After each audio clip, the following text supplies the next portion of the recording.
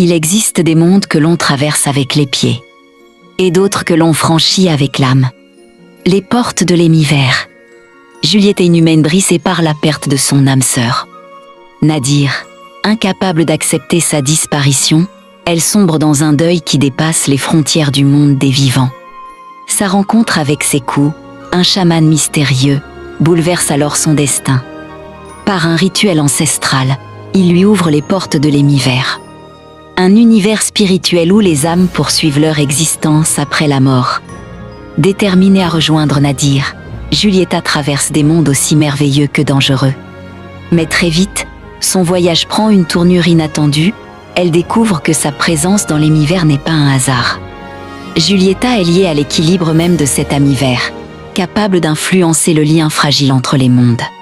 Au fil de son périple, elle rencontre des figures légendaires, dont Pepper Bloodworth, la redoutable reine du royaume des sorciers d'Elendor, ainsi que les terres enchantées d'Elteria, où vivent elfes et fées.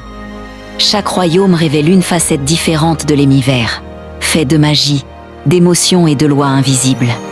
Mais une menace grandit dans l'ombre. Le roi des Maléficam, né de la haine des hommes et nourri par leur souffrance, rejette toute forme d'amour. Avide de chaos et de pouvoir, il cherche à détruire l'hémisphère pour étendre son règne sur les mondes. Pris entre son amour pour Nadir et le destin qui l'appelle, Julieta devra affronter l'impensable et choisir entre son bonheur personnel et la survie de l'hémisphère spirituel. Les portes de l'hémisphère est un voyage initiatique, mêlant aventure, émotion et mystère.